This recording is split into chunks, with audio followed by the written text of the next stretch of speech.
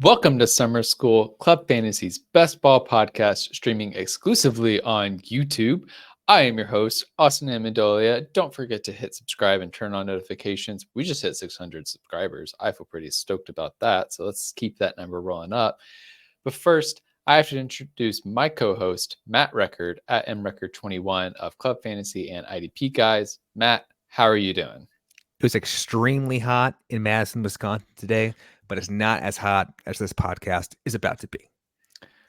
What temperature was it in Madison, Wisconsin for it to be Okay, now we're going to get hot? to here. It was 94, which is hot for me personally and for where I'm at. So I know there's people that are in a lot hotter circumstances, but I don't live in Madison, Wisconsin to get, above 90. So you can get that right out of here. Yeah, I'll let our guest speak to the temperature because it might have been 94 here today, which in North Carolina, I feel like that's pretty fine for this time of year. But with us in the guest seat this week, we are so excited to have Stacy Perez at Stacy_Perez 83 of Fantasy and Frames. Stacy, how are you?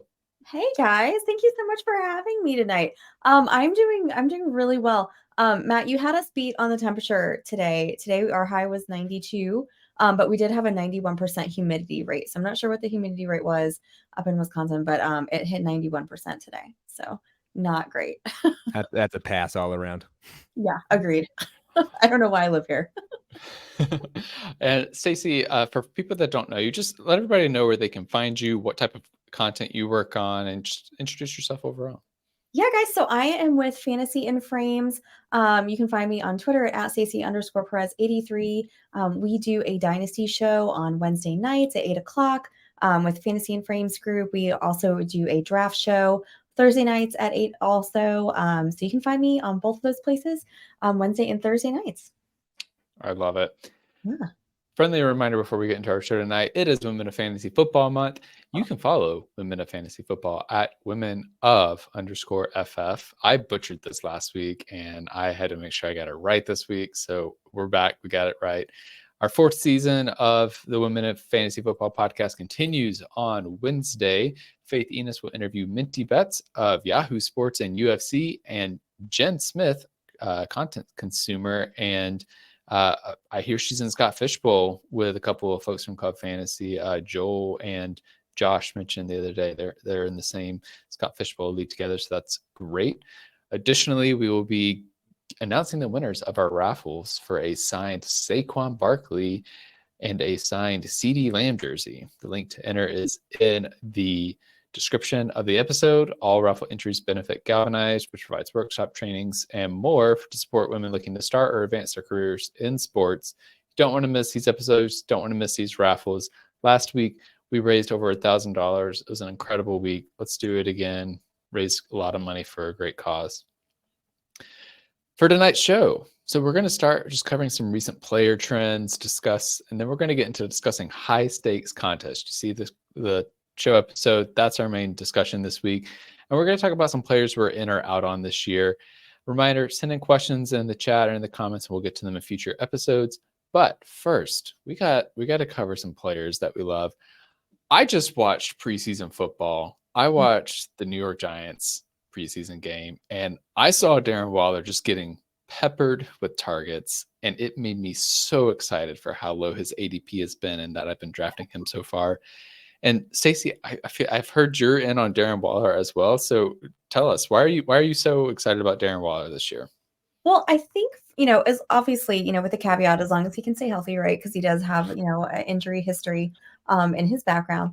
But, the Giants have like hundreds of all these receivers that are quite small, a little bit slight in stature. And then they've got Darren Waller, who's massive. And I really think that he is going to be like their number one pass catcher. I think that he's going to be Daniel Jones's number one target there. And I just see him having a ton of success in New York. I think he'll be used really well there. And I'm excited for where he is going in that new environment. And in drafts, I think he's a great value.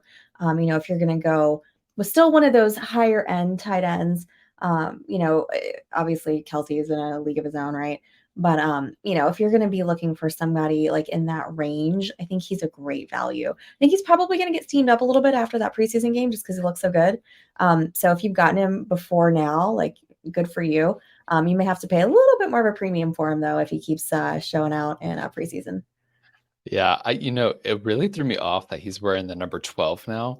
I saw him catch a couple of passes and like mull some other players over, and I was like, who is this guy? I like him. And then I realized, oh my God, that's Darren Waller. It's incredible. Matt, what do you have to say about Darren Waller? Are you buying the dip? Yeah, I've always been buying Darren Waller because of exactly what Stacy was saying, where you can get him, right? Like, we always talk about tiers of players, and at the tight end position, I will give you Mark Andrews with Kelsey in tier 1 if you want to go there. I do think there's some separation, but like, okay, there's a tier 1 there. And you start talking about where Waller fits into that, and like, he's maybe end of tier 2, the top of tier 3. But what the upside there is exactly what Stacy was saying, like in terms of pass catchers there on the Giants, like he could very well be, the number 1 pass catcher there for Daniel Jones, who, looked pretty good last year, was taking some nice strides. So where you can get him for ADP and what he might potentially be, which is, a solid top 5 guy the entire year. Obviously we're talking in the best ball format right now. Like, it's just the upside sort of outweighs the ADP in a weird way. And I think because he's crushing it in preseason, that might start to change a little bit. But again, the people above him, I don't know if he's ever actually going to usurp those other tight ends, people that's being drafted around him. So I'm fully in on the Darren Waller train as long as he stays healthy. Obviously, we don't have a crystal ball, we don't know, but where you can get him, I'm all in. He's also a fun player to stack because Daniel Jones is going late enough in drafts that you can easily get Waller and Daniel Jones. And if you're playing in tournaments, let's say you get an early pick, you're able to get Cooper Kupp. Like, having those 3 in week 17 could be huge. We've talked about how we think LA Rams are going to be bad, but they're going to have to pass to keep up, and Cooper Kupp is going to be their pathway there. So you get those 3 players in a week 17 matchup, and you've advanced. You could be cooking up something nice there. One other player we want to discuss, Amon-Ra St. Brown. Now, I got to be honest.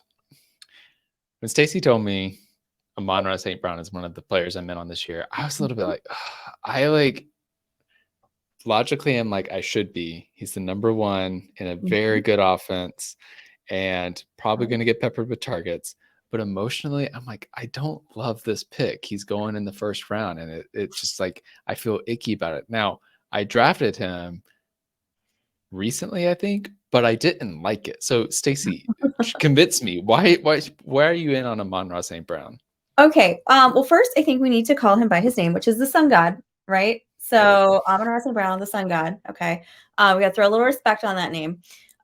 He's part of, he is the number 1 receiver for the Lions, right? Who I think are going to be just such a great offense this year.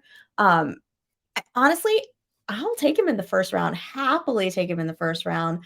I think I took him the 9th overall the other day in a draft. Just to mix it up a little bit, but I'm not afraid with taking him from the 9th on, to the 12th in the first round at all. He's Jared Goff's favorite receiver. I mean, if you've seen him play, I mean, he's just amazing. I think he's going to have a huge year. I mean, he had a great year last year. I think the sky's the limit for him. And also, who else is there, right? I mean, there's somebody that I'm going to talk about a lot later, so I don't want to spoil it.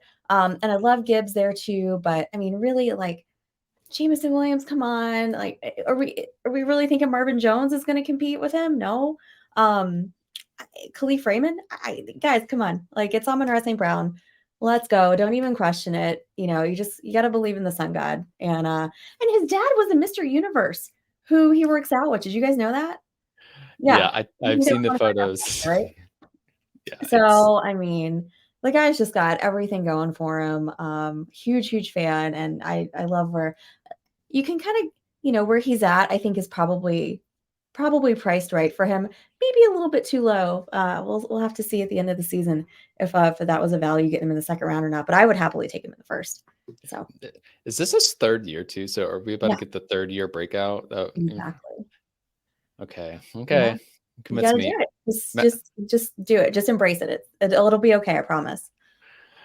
Okay, I mean, I'm going to trust Stacy on this one. So, Matt, I guess we don't really need to hear what you have to say about Amon-Ra St. Brown. Yeah, no, I'll just mute myself. We don't have to talk about it at all. Yeah, I temper my expectations with him every year.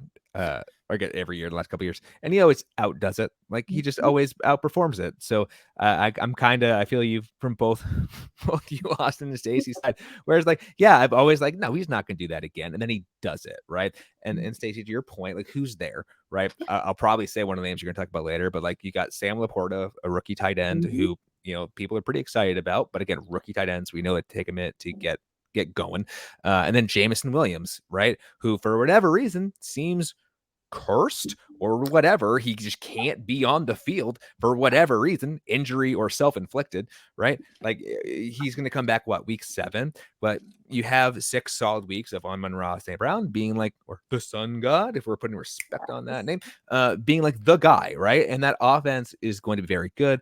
Like they're going to be in a lot of games where they asked Jared Goff to, throw a whole bunch. So I am tentatively optimistic that he's going to be worth that ADP, right? Although if we're being fully honest, which we always are to our lovely subscribers, people watching this, it'll very much depend on who's else available for me, because there's still that little twinge of like, maybe this is the year he doesn't live up to it. Yeah, now I will say earlier this season, I think I had a pick at the 11 spot in a tournament draft, and I was able to get CeeDee Lamb and Amon-Ra St. Brown for that week 17 Dallas-Detroit game. I'm very excited about that one. Hoping that one works out. That's a really nice stack that you can do too, and a nice little correlation group is that Dallas-Detroit game. And give me all the dome games in week 17, please. Yeah, and you know what? That reminds me of I did take Amon-Ra earlier today, I believe, in one of my free entries I was able to get on DraftKings for their millionaire, because they were like handing out tickets left and right all weekend, and I shook it up a little bit and I went Amon-Ra St. Brown, and then I hated this pick because I really don't like Tony Pollard, but I thought this is a unique way to stack this game. Let's do it. I got a free ticket. Let's test it out, see how it goes. See, now you're spoiling stuff for me later. So we're all on the same page. Incredible. So, Stacy, when I reach out to you, you mentioned that you started out playing best ball by joining what you described as more self-contained, high-stakes leagues. So just tell us about that journey. What got you into best ball? What types of leagues are you joining? Just give us some insight into where you're putting your best ball money. So how I kind of got into, well, first off, this is probably about 4 years ago. I started doing more high stakes things, and the way I got into it is a little bit of a long story. So humor me for just a minute. Yeah. So my cousin, Farrell Elliott, is the commissioner of the Kentucky State Fantasy Football Championship League in Louisville, Kentucky. And he's been doing that. I think they're on their 21st year now. And, every year, he knew that I was really into fantasy football, played with friends. And every year he would try to get me to come to Louisville to do their draft weekend. And I would just be like, Farrell, no, it's too much money. Like, I'm not doing that.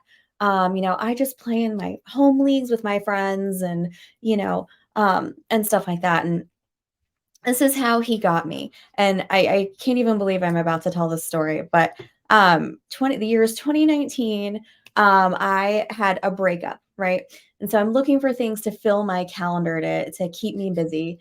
And Farrell called me right at the right time and was trying to, giving me his yearly pitch to go, to Louisville. And I was like, yes, this is the year I am going. And so I get up there, and I had no idea, no clue what I was walking into at all. I had no idea that high stakes fantasy football was even a thing. I, heard of high stakes, like poker, right? But like not fantasy football.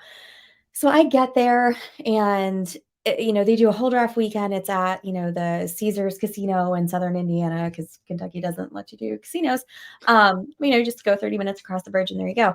So I go in, and I kind of just, I met my tribe. Like I was, met all these people that were as passionate about fantasy football as I was. And I just said, these are my people. This is my group. And, it was just kind of like, that's it. This is where I'm supposed to be. And so that is kind of how I got into that world and really playing outside of my home groups.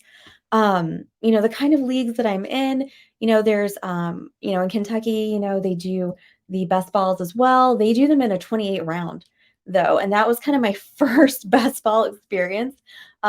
I literally came in, sat down. I told my cousin Farrell, I said, you just put me in whatever draft you think or that's what I should be in. Very trusting, a little naive. And he throws me into this best ball draft with 28 rounds.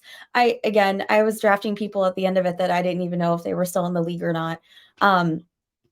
So, just kind of getting a feel for that and everything. And that was literally my first best ball experience. Honestly, for the first week of the season, I thought I was still supposed to be setting a lineup. I really didn't get it. I was like, oh, you just drafted and that's it, But, ever since then, still obviously playing Kentucky. I'm actually leaving for that this coming Friday. Really excited about it. Have gone on to play in some FFPC leagues as well.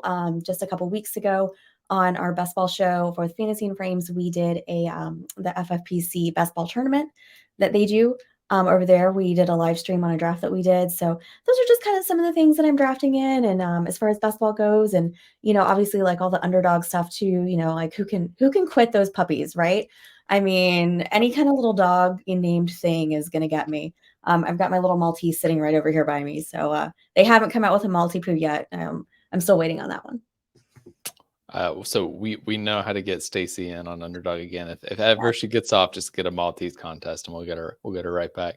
I love that your story started with just like the relationships and the community aspect of it. Like that's the thing that makes fantasy football fun. It's the thing that I think makes best ball fun. Like it is like one of the things that I think we don't talk about enough in like DFS and best ball is like you need to have a community so that you have people to talk to about like, okay, what are you trying out? Like, I think this is going to work. And you can have a conversation about like what strategies you're employing. And that's why we do this show too, is to like give you all a conversation with us about what we think is going to help you win your leagues. And I think it makes it more fun and it also helps us be more successful overall. So I love that. So when you're playing in these higher stakes leagues, my first question is just like, does your strategy change from how you would approach other leagues? And if so, how? Yeah. So I kind of a couple things. Really, I kind of believe in staying sharp throughout the whole season. This is kind of one of those, there is no off season, right? Like, at this point, I've been drafting since Super Bowl's weekend. Same. It's a little embarrassing, but I feel like you guys are my people. You guys understand, like we're all, a little bit of a degenerates over here with our fantasy addiction. So, I think it's really important that if you are going to be doing that you're staying sharp throughout that whole time, right? So, I think those underdog drafts that we just talked about, right? Those are great ways to do it because it's a really affordable price point. You can just jump in one. It's immediate. It's going to fill real fast. You've got 45 minutes, lunch break at work, right? You can just hop on and do one real fast. It doesn't take up a ton of time. And, that's why I just really like those. And I think if you're, going to be trying to, do that throughout the off season, you're able to keep up with your ADP, you're able to look at trends, different builds that are going on, try a lot of different things and kind of just work out that strategy so that when you're going into September and August, end of August, that's not the first time you're drafting. That's not the first time you're sitting down and doing a draft. Because I think if you're doing that, you're really putting yourself at a disadvantage. And honestly, with the high stakes stuff, right, those are an investment, right? So everybody, you're spending money to be there, a lot of money usually. And so is everybody else. So why would you go into that without having practice beforehand? Because at that point, again, I think you're just really giving yourself, you're not putting yourself in the best possible position to win if you haven't even looked at a draft board, the entire season. So another thing about that, as far as strategy goes, and this is more so if you are playing in leagues where you're drafting against a lot of people that or that you've drafted with before. And this is something that I kind of learned from Jay Reed with Chasing the Helmet, defensive drafting. So if you know some of the quirks about some of the players that you're in the league with, then you can kind of say, okay, like I know, this person over here really likes to take their quarterbacks early, or, I know this person is a really heavy RB drafter. In Kentucky, we draft 3 receivers and a flex spot. So receivers typically go pretty early. So if you're sitting down at a table in Kentucky and, you are kind of putting off receiver, the room's going to punish you. And you need to know that, right? Because you don't want to be going in to your, the season with Kadarius Toney as your wide receiver too. Nobody wants that, right? So, just kind of like knowing the room and knowing, the people that you're drafting and if that's a possibility, I think that puts you at a really good advantage as well. Yeah, I love that. It's like taking ADP to like another dimension. It's like whenever you're playing on Underdog and whatnot, you're using ADP to kind of get this information that you're describing, Stacy. But when you're getting to do these live in-person drafts, you can really start to gauge things differently. I love to always talk about like my home league where one of my friends showed up Kyle Pitts rookie season in a Kyle Pitts jersey. And we're like, okay, we see where this is going. And so it was a salary cap league. We made him pay up the wazoo for Kyle Pitts. And it was, it's a home league. There's no money in it. It was fun, but that is still helpful information to have. If you know, like, oh, this person is in on this player, you can make them pay for paying up for that player and maybe overhyping them. Matt, what about you? So I actually don't know if you play in any higher stakes leagues. You may not, but do you play in higher stakes leagues first off? And then if you do you approach it differently than you would your typical league? Sure. So yeah, I heard defensive drafting and my mind went somewhere completely different. I'm talking IDP. It's like, we're talking this draft. Okay. So I don't play a whole lot in higher stakes leagues, at least in the best ball format. But to me, as someone who also has been drafting since as early as one can be drafting in these types of leagues, bit embarrassing. But I don't think your strategy, especially like, let's assume you don't know who you're drafting with, right? Because I think everything you said, Stacy, about if you know and you can play some of those things, let's assume you're playing with strangers online.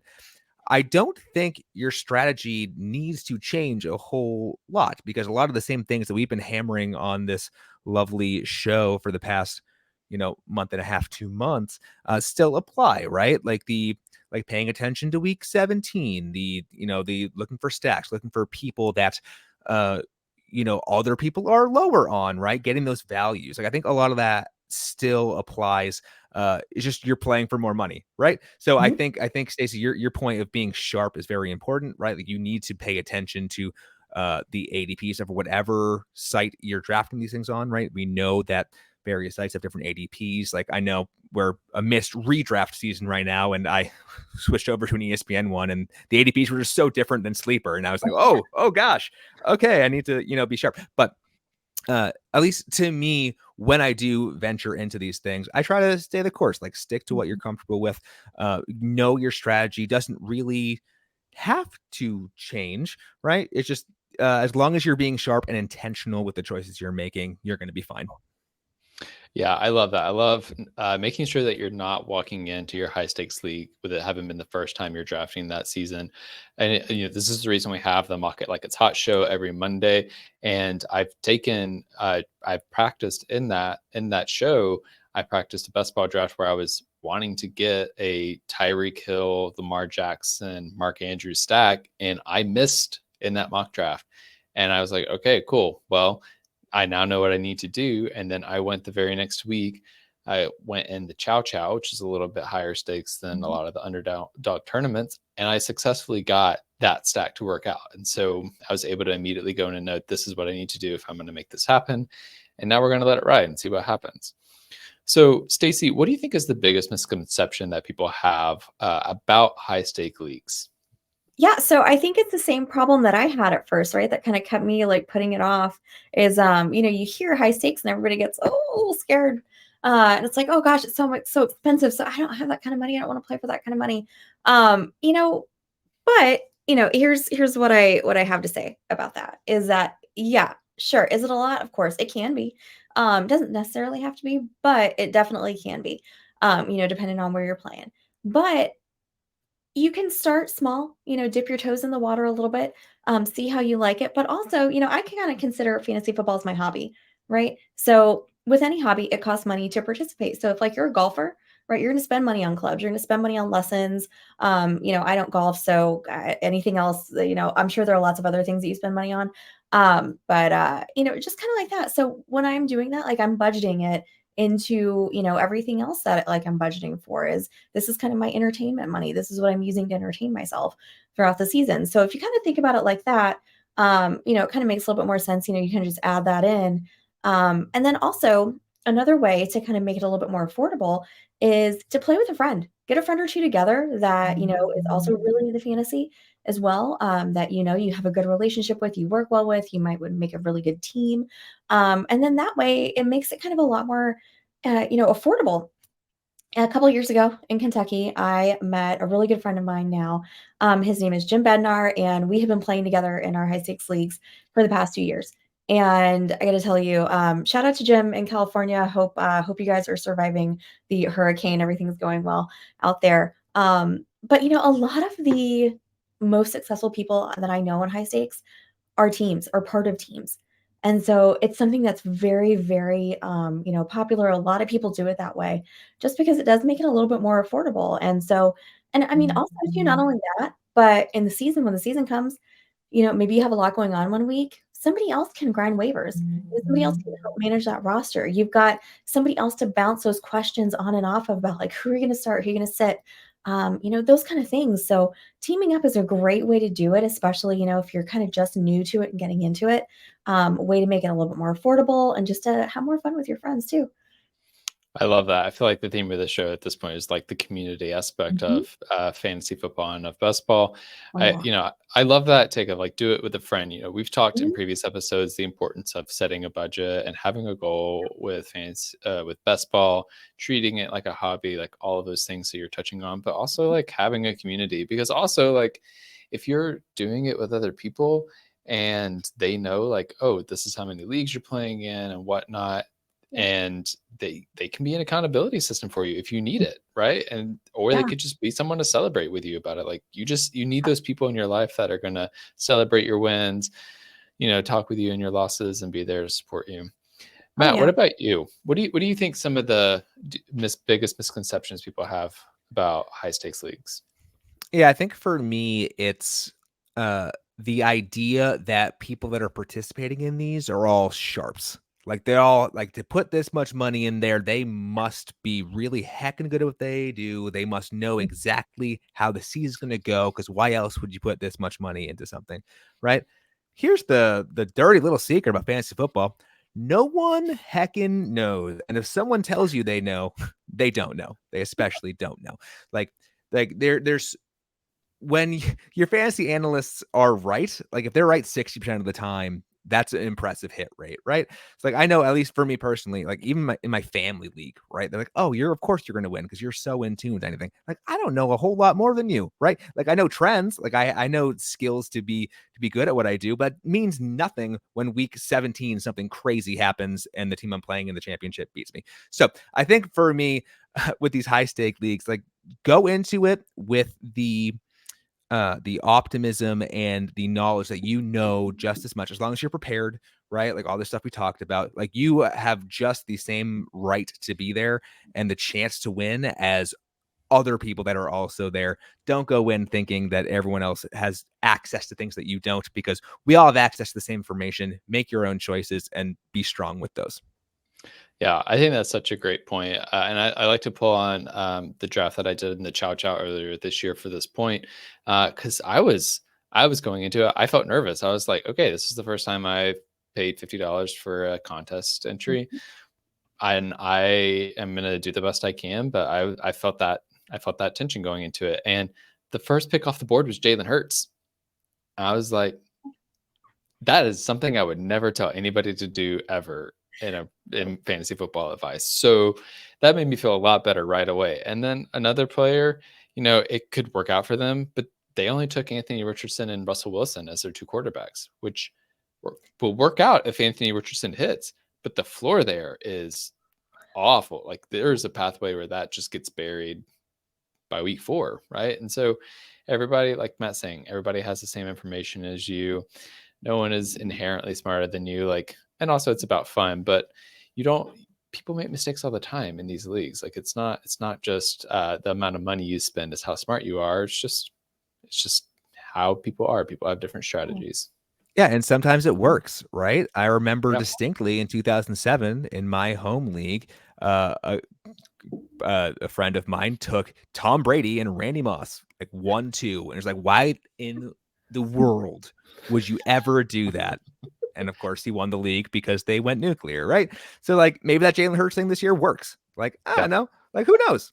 I don't know. That's what makes this fun, right? Like, that's what makes what we do fun. I heard the other day, I was listening to the FFPC High Stakes podcast, and I think they had mentioned that recently in one of their Fantasy Pros main events that had gone on online, somebody took Bijan Robinson overall #1. So, like it happens all the time. And I think that's a great point about, just don't assume that everybody in there is a shark. Are there some? Yeah, absolutely. But you can find those guys in the $5 puppies too. So they're everywhere. So it's just, fantasy football is for everybody. Doesn't matter what level you're playing at. Yeah, honestly, I'm almost more afraid of it in those $5 puppy contests than I am in the $50 ones, because when you have those players, they're high stakes in different ways, because they'll take those puppy contests. They'll be like, all right, I got 150 entries. Let's enter as many as possible to try and max that out. Whereas people are less likely to do that in these higher stakes by the dollar amount, by the entry fee contests. Like, I don't think as many people are maxing out these $50, $100, $200 contests unless they're really like rolling out the dough. But even then, like, okay, cool, they have 10 chances compared to 150 chances in some of these smaller contests. And I like that's a great point that you brought up too. And that's kind of why I kind of prefer the high stakes stuff a little bit, just because you're not playing against like 600,000 people. You're playing against a smaller amount of people. So are you spending a little bit more? Yeah, of course you are. But I feel like you've got a little bit better chance to win, or at least win something meaningful, at the end of the day. So that's kind of why you can spend a ton of money, doing a bunch of little things, or you can spend a little bit more doing something that, you have a better chance of having a good payout on. So that's kind of how I look at it. I love it. Now, Stacy, I've seen you tweet out lineups that you've drafted on FFPC, and you've mentioned it here already in this show. For those of us like me who have never played on FFPC, like, tell us about the platform. Tell us why you like it. We do a lot of Underdog and DraftKings, but other people do FFPC. So just tell us about your experience with it. Yeah. So I think it's a really user-friendly platform, especially if you are playing with a team. It gives you the option to have a co-manager, and then you guys can be in there together on the, in the draft at the same time, which I really like, because you can't do that on Underdog. Believe me, I've tried to figure out a way, and you can't without breaking the rules. So, but but that's one of the things I really enjoy about that, like, because if you are playing together in a group, you can all be on there. Another thing is that with the FFPC, they've got so many different kinds of contests. It's not just, best ball or redraft or dynasty. I mean, literally any kind of fantasy format that exists is available on the FFPC. So that's, something really fun. Anything that you're into, you can find there. Another thing that I really like, because, we've been talking about relationships, right, is that they offer a live weekend draft right after Labor Day. So going into that opening week of the season, out in Las Vegas at Planet Hollywood, they do this whole really cool event where you can go and meet a ton of people. There's a kickoff party for Thursday Night Football. And it's just, again, that's just, there in Kentucky, places that I have met some of my very closest friends from fantasy football, spending the weekend out drafting with those people, getting to know those people. And I love live drafts. I love them so much. Is it easy and convenient to do it at home on your computer? Of course. But like, there's just something to be said about sitting at a table with 11 other people and having that experience for like, the next 2 hours. Just getting to know everybody there and just having that experience. So that's kind of one of the reasons why I really like drafting with them. I love it. That's really, really good to hear. And yeah, I need to dip my toes into FFPC. I haven't gotten to that platform yet, but I'm always here for new ways to draft. So we're going to get into some player takes now. It's the moment you've been waiting for, and I cannot wait to hear what Matt and Stacy have to say about these players. So we're going to start with, what players are you just in on this year, like your proverbial guys this year? So Stacy, let's start with you. Who's one player you're in on this year? So I've got a couple. So I had a few to choose from, but since I'm part of the Dynasty show on Fantasy and Frames, I thought I would throw out some rookies that I'm really into this season. first off is one that we kind of mentioned earlier. And as a Packer fan, I feel like I'm betraying my division here, being so in on the Lions. But give me all the Sam LaPorta. I think he's probably my highest exposure tight end right now, which is a little crazy considering that he's a rookie, right? We all know rookie tight ends, gotta be a little hesitant about those guys, right? I mean, they're coming into the new year, the new NFL. They're learning two positions essentially, so they don't always produce right off the bat, right away. But I kind of feel like LaPorta might be the exception to that rule. He comes into a spot, he's got a great opportunity there in Detroit, comes in, he's going to take that TJ Hawkinson role. He's listed number 1 on the depth chart. I don't see that changing anytime soon. I don't think Brock Wright's going to come in and be a big competition to take that role away from him. And the other guys, if y'all know the other guys on the Detroit Lions tight end depth chart, let me know, because I didn't recognize any of their names. But that's another reason I just really like LaPorta. I think he's going to come in. He's going to be that extra target there besides Amon-Ra St. Brown for Goff. Like I said, Jameson Williams, just we don't know what's going on with him. Like, why can't he get it together? I don't know. But, he's not going to be there for at least the first 6 games of the year. And, I like Gibbs too, but I think LaPorta is going to come in. I think he's going to have a lot of production. So really high on LaPorta this year. One of my favorite picks. Yeah, I love that one. I'm with you, Stacy. Like, I'm not typically in on the rookie tight ends, but if I'm looking at the rookie tight ends, I'm probably fading Dalton Kincaid just because there's too many pass catchers in that offense already. LaPorta, it just seems like he has no competition there, and also same division, your team, like Luke Musgrave. Actually, to me, I'm like, he's an interesting one for me as well. Like super late. Like those are the only 2 rookie tight ends. I'm like, I might be willing to draft them kind of late in drafts. I more so LaPorta. Like if I'm ranking them for this year, I'm going LaPorta, Musgrave, Kincaid. That's just me. Yeah. I'm notoriously down on Kincaid. But Matt, what about you? Who is someone you are in on this year? Oh, I think Justin Jefferson might finally do something with his career. He might be okay. No, when you talk about all in, right? Like you're talking about value. At least that's where my mind goes. Like who can I get at a value that I think he's going to outperform that, right? And call me a freaking homer because I am a Pats fan. But Jakobi Meyers, I loved him when he was here. Now he's over there in the Raiders with a familiar face in Jimmy Garoppolo, right? Who likes those little dump down routes. And like, who else is there, right? Obviously, Davante Adams, right? Like he's going to command a whole lot of attention. He's going to do a whole lot. But like, I think there's something there for that safe. I love the slot PPR sort of feller. And where you can get Jakobi Meyers right now, you'd assume that he's going to be trash there. Like he's not going to be even targeted. He's a consummate professional. You can get him for practically nothing. And I think he has a real chance to, I mean, I'm not going to say he's going to be a top 20 guy, right? But like where you can get him, I think he has the opportunity to be top 30, especially in best ball. He'll have a week that he'll flash. Like he finally got the coveted touchdown, last year for the first time. But like I think he's going to be productive there, and I don't know why other people aren't drafting him accordingly. Yeah, I like Jakobi Meyers in concept. I do admit that Hunter Renfrow last year really burned me, and so I'm like, am I about to fall into the same trap with Jakobi Meyers? I don't think so, but he's definitely left a Meyers taste. is better than Renfrow. Like he's a better receiver. Better player.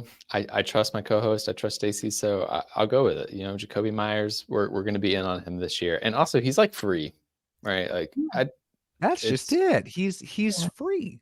Like take a shot.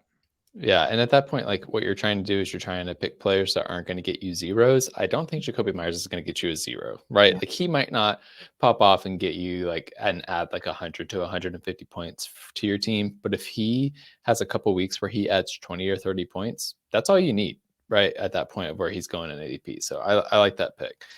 Okay, so now we're doing the opposite. Players you're just out on, and I'm really curious about this one. Players that you just like, people are in on, the hype is big, but you just don't buy it. Stacy, we're going to start with you. I feel like I'm going to get some heat for this. And it's okay. I'm fine with it. Come for me on this. It's okay. And I'm okay with being wrong also on this too. I'm going to go with Javonte Williams. I don't have any Javonte Williams this year. My exposure is big fat 0. And I'll tell you why. And listen, I love all the news about him just becoming like basically like the Wolverine, like of, the running backs, like he's, superhuman ability to recover from this, worst knee injury that you could possibly have, besides it getting like basically, like cut off. Okay. So I love that. I hope it's true. I hope they're not rushing him back too soon. So all that being said, let me get that out of the way. And I did watch the highlights yesterday, everybody. So everybody calm down. Like I did watch him. I saw it. He looked great. But I'm just really going to let somebody else have that experience this year. Because really, this is kind of what I subscribe to, right? Is when the running back has a serious knee injury, I don't really want them the year after that happens. I want it the year after that, right? So when they're a full year removed from that injury, I really worry about their ability to make all those running back moves, like that they've got to do. You're not just running in a straight line, right? It'd be great if you were, but you're not. You've got to plant your foot, you've got to cut, you've got to do all sorts of things, all sorts of football moves. And it just concerns me that he's not going to be at 100%, right? Coming back in. So if I'm drafting him, I want a player that I know is going to be out there, that I know is 100% healthy and ready to go. And it just gives me the heebie-jeebies. I don't really know any other way to say it. I just don't like it. And also, not for nothing, but Sean Payton called up Samaje Perine and was like, we want you out here in Denver. Come to Denver. We have a role for you. Have you seen how I've used running backs in the past? We will get you work. So those two things, kind of combined, I'd rather take Perine than Javonte Williams right now. So, and I, like I said, I'm glad to be wrong on this one. I hope he does well, but I just don't want it this year. Yeah, no, I feel that. I mean, most notably, we recently had Saquon Barkley go through that, where a year back from the ACL, he had kind of like a freak re-injury, not out of the ACL, but he had kind of a weird injury happen coming off the ACL, but he hadn't come back yet. He was still slow to come back, and it took another year for recovery for him to really get back to that level of performance. So I like the Javonte Williams take. I'm out on him. I think my exposure on him is 0 as well. Yeah. So if he beats me, he beats me. Like right. I'll just be like, okay, cool. You just did something that nobody does. Yeah. I can't predict that. So, Matt, what about you? Who are you out on this year? Yeah, we kind of talked about it a little bit earlier, Austin. Thanks for the foreshadowing. Appreciate that. Good co-host. It's Tony Pollard. Like, everyone freaking loves Tony Pollard, and they keep talking like, oh, Zeke Elliott's gone. Again, I'm not a homer. I'm glad he's on the Pats. It's not about that, people. But everyone's like, oh, Pollard's going to assume all of that production. Like, he's going to do all of it, right? I think where Pollard is successful is when he has that more 50-50 split. Like, I don't see him as the full-time back. Like, I know everyone's like, oh, Elliott was hurt last year. Pollard, Elliott only missed 2 games. He only missed 2 games. Like, there's a lot of, I'm looking at the stats right now. It was like, it was pretty close to, 50-50 snaps. Obviously, Pollard took more stuff over towards the end of the year. I like Deuce Vaughn there in that offense. Like, I think it's going to be more split than we want it to be. You don't pay Dak and have those wide receivers there for them not to throw it, right? So people are drafting Pollard as if it's Pollard from last year plus Elliott stats where he's going to be like all of a sudden this top 5 guy. Sure, he might be, but again, like Stacy was saying, I'll let someone else do that. Like, go ahead. Assume that risk that he will just all of a sudden become that player that you think he's going to be and not get injured with that extra workload, which he is yet to actually really have happen over the course of a 17, 18-week season, however you want to quantify it. Like, I'll let someone else do that. And I'll take someone who's maybe more established. Like, I think we're going away from that true 3-down running back, sort of player that you can assume all that stuff. But I think there are some safer players who've been doing it for a little longer with more established roles than what you're going to get with Pollard. I can't argue with it. You gave every reason why I'm out on Pollard this year. For the record, I took him in this best ball draft with Amon-Ra St. Brown for the specific reason of having a different exposure. Like, it was literally like, if he does pop this year, I need to have one lineup with him in it. And that was it. Yeah. Well, and that's what's fun. Oh, sorry, Stacey, go for it. Oh, no, I was just going to say, I totally agree. I mean, I think I took him once just to be able to get that, difference of exposure as well. But he's just so expensive also. And in addition to all those things, he's very, very pricey. So you got to be willing to pay that price if you're going to take him. Right. And that's what I was going to say. That's what makes me love best ball so much is that you have so many, at least I do, like there's so many builds, right? And you do so many of these things where, yeah, you can have one or two where you go against all of your instincts, right? Like I can sit here in the comfort of my own home being like, never draft Pollard. But in the same token, like and a couple times, like you just do it, right? Because like we're wrong all the time. So that's one of the reasons why I love best ball so much, because you can do all this stuff for at least maybe not in the high stakes leagues. Maybe I'll be more true to my convictions in those, but for some of the cheap ones, like, yeah, just go for it. That makes it fun. Yes. I love it. Thank you both. This was such a fun episode. Stacy, thank you for joining us tonight. Absolutely. That is going to be all for us this week. Before you go, don't forget, hit subscribe, turn on notifications, follow us on Twitter, Instagram, and Facebook at Club Fantasy FFL. Reminder again, it is Women of Fantasy Football Month. You can follow them at women_of_FF. Our 4th season of the Women of Fantasy Football podcast continues on Wednesday. Faithiness will be interviewing Minty Betts of Yahoo Sports and UFC, and Jen Smith, who is a content consumer. And additionally, we'll announce the winners of our raffle for a signed Saquon Barkley and CeeDee Lamb jersey. The link to enter that is in the description of the show. All raffle entries benefit Galvanize, which goes to provide workshop trainings and more to support women looking to advance or start their career in sports. You don't want to miss this. You also don't want to miss all the other great shows that we have going on. We have Dynasty podcast dropping every Sunday. We have Mock Draft every Monday morning at 11 a.m. We have a DFS golf show on Tuesday nights with Kelly Singh and Adam Hollis. We have, again, our Women of Fantasy Football show on Wednesday, and on Thursday we have our ranking shows. This past Thursday we covered the quarterbacks and the tight end positions because I hate tight ends, and so I just put them in with the quarterbacks. And this Thursday we will be covering the running backs, which I do not know how that show is going to go given how wild running backs are. Like, what is Jim Irsay going to do between now and then that's just going to like tank our conversation? I don't know. But we have also covered all 32 teams on our website, clubfantasyffl.com, and we have our rankings on our website, so go check those out. But for Matt Record at mrecord21 and Stacy Perez at Stacy_Perez83, I'm Austin Amandolia at Austin_FFL.